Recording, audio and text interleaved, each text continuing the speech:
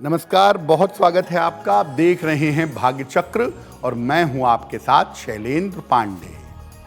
अभिवादन करने के लिए, सम्मान देने के लिए हम अपने से बड़ों का, अपने से ज़्यादा गुणवान लोगों का और जिनके प्रति श्रद्धा है उनके चरण स्पर्श करते हैं। चरण स्पर्श करने से भी भाग्य में सुधार होता है, जीवन की रुकावटें दूर होती हैं। तो आज हम आपको बताएंगे कि चरण स्पर्श करने के तरीके क्या हैं और चरण स्पर्श करने के लाभ क्या हैं। बात करेंगे 12 राशियों के दैनिक राशिफल की और कार्यक्रम के अंत में आपको बताएंगे कि अगर आज किसी महत्वपूर्ण काम से जाना है तो क्या करके घर से निकलने की सफलता मिले।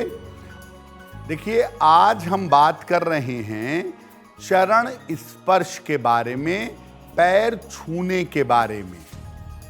भारतीय परंपरा में चरण स्पर्श को बहुत महत्वपूर्ण माना जाता है। इसका महत्व क्या है? देखिए, हिंदू संस्कारों में अभिवादन की परंपरा पाई जाती है और कई तरीके से अभिवादन किया जाता है। जैसे हाथ जोड़कर प्रणाम किया जाता है, चरण स्पर्श किया जाता है, ये दोनों ही अभिवादन है। चरण स्पर्श करना एक विशेष आध्यात्मिक और वैज्ञानिक प्रक्रिया है और सामान्यतः आप देखिए कि लोग हाथ जोड़कर नमस्कार तो करते हैं लेकिन चरण स्पर्श सामान्यतः नहीं करते। चरण स्पर्श विशेष स्थितियों में विशेष लोगों को किया जाता है। सही तरीके से अगर चरण स्पर्श किया जाए तो अद्भुत लाभ हो सकते हैं। किसका चरण स्पर्श कर रहे हैं और कैसे चरण स्पर्श कर रहे हैं, ये बड़ा महत्वपूर्ण है। चरण स्पर्श करने से भाग्य बेहतर हो सकता है, संकट आपके जीवन के मिट सकते हैं और ईश्वर की अनुभूति हो सकती है। दो बातें इसमें समझना महत्वपूर्ण है कि आप किसके चरण स्पर्श कर रहे हैं और आप किस तरीके से चरण स्पर्श कर रहे हैं। इन दोनों बातों को समझना आवश्यक है। अब ये जानते हैं कि जब आप किसी व्यक्ति के चरण स्पर्श करते हैं तो चरण स्पर्श करने से लाभ क्यों होते हैं। देखिए, दुनिया का कोई भी व्यक्ति हो, अच्छा हो, बुरा हो, सामान्य हो, विशेष हो, उसके अंदर एक विशेष तरह की ऊर्जा पाई जाती है और व्यक्ति की एनर्जी उसके हाथ और पैर की अंगुलियों से निकलती रहती है, प्रवाहित होती रहती है। और जब आप किसी को स्पर्श करते हैं, छूते हैं, तो ये ऊर्जा स्पर्श से एक दूसरे तक पहुंच जाती है। जब आप अपने हाथों से पैरों को स्पर्श करते हैं तो जिसके पैरों को स्पर्श कर रहे हैं उसकी ऊर्जा को आप खींच लेंगे। इसी प्रकार से जब आप किसी के सर पर हाथ रखते हैं तो आप अपनी ऊर्जा उसके अंदर ट्रांसफर कर देते हैं, उसको अपनी एनर्जी दे देते हैं। अगर ऊर्जा शुभ है तो तत्काल लाभ होता है।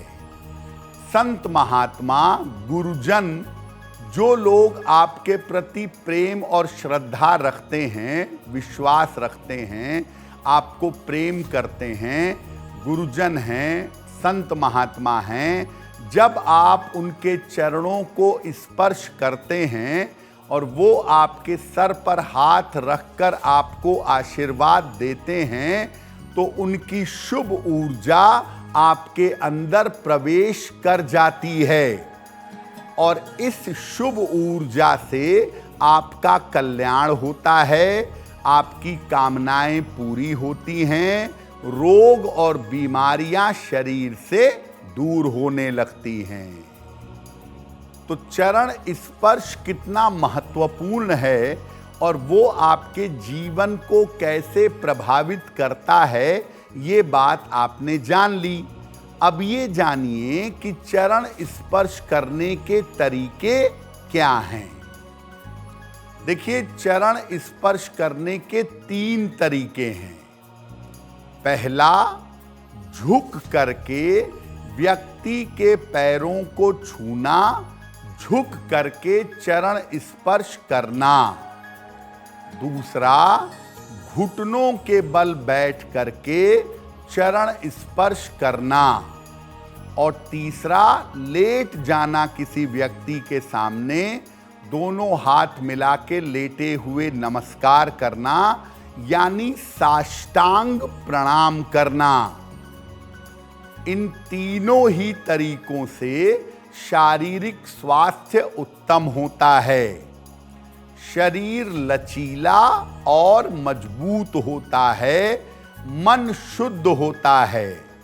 और जब आप जीवन में झुकना जान जाते हैं, जब आप जीवन में झुकते हैं, तो आपके अहंकार का नाश होता है।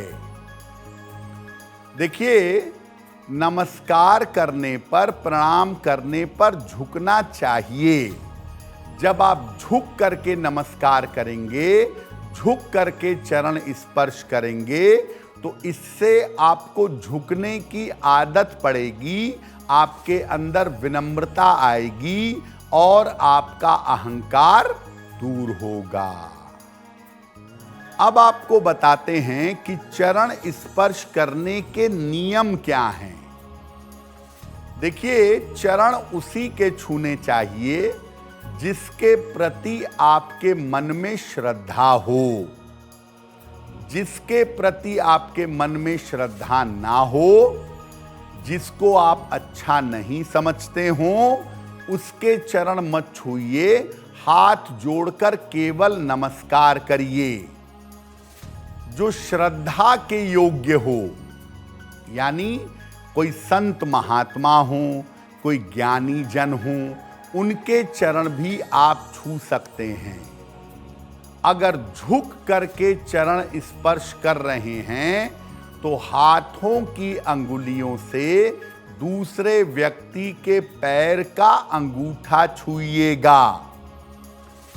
अगर घुटनों के बल बैठकर चरण स्पर्श कर रहे हैं, तो अपना सर चरणों में रखिएगा।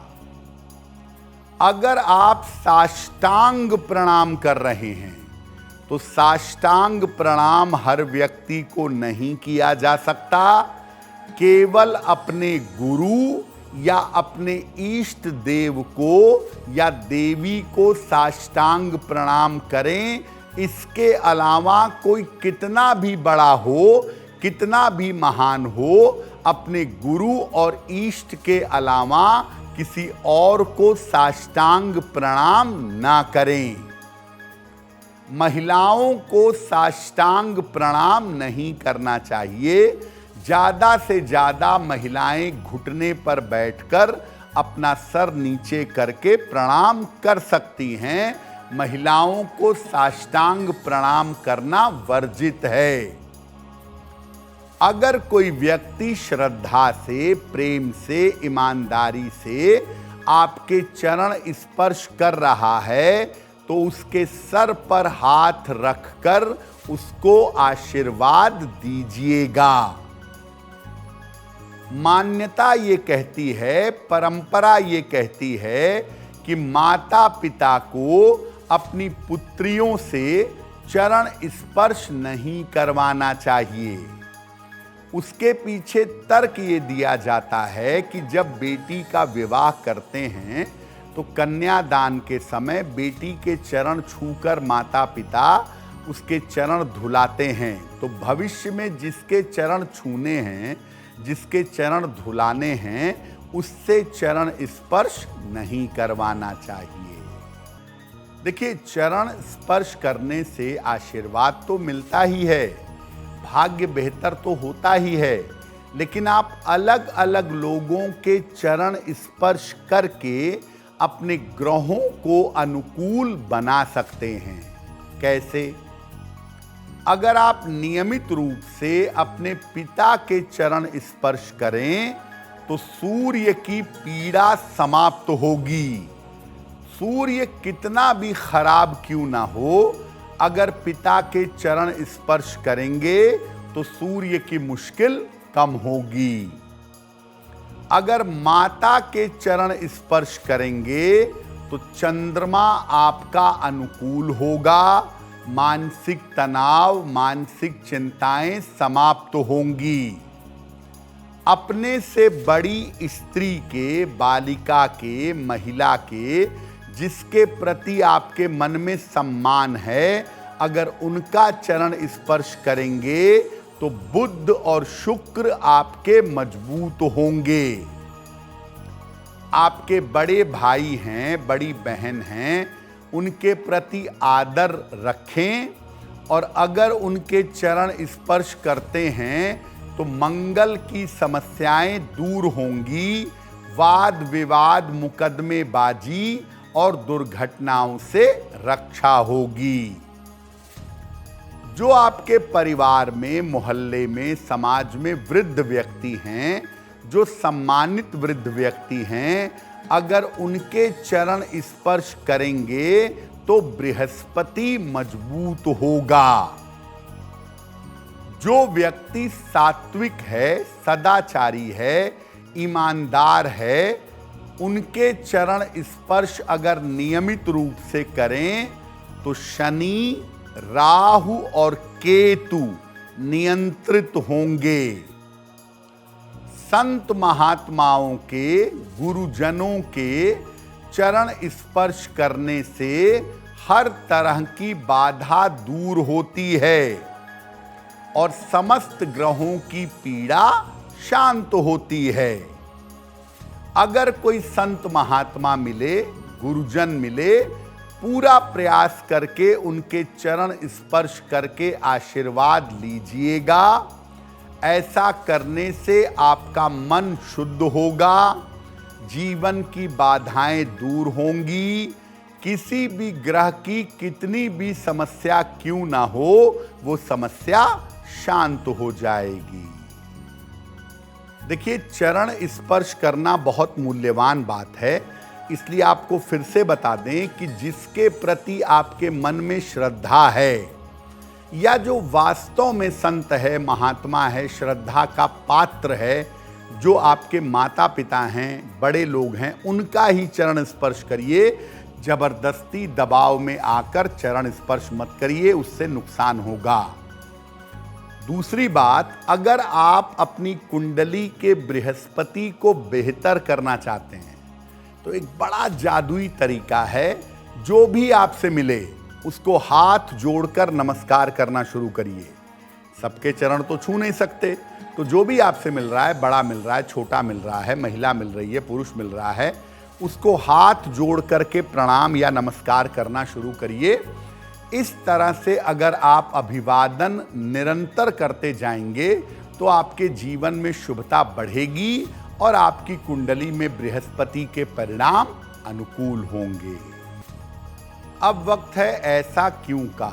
ऐसा क्यों में हम आपके मन और जीवन की तमाम दुविधाओं का, तमाम जिज्ञासाओं का समाधान करने का प्रयास करते हैं।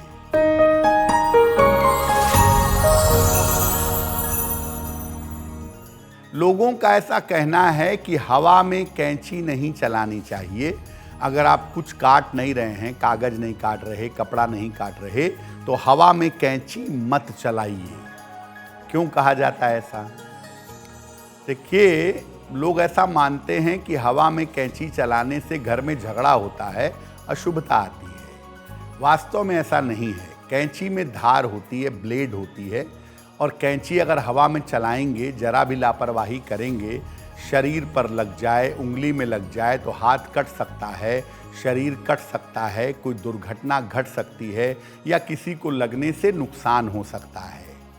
इस नुकसान को देखते हुए कहा गया कि हवा में कैंची नहीं चलानी चाहिए, ऐसा करना अशुभ होता है।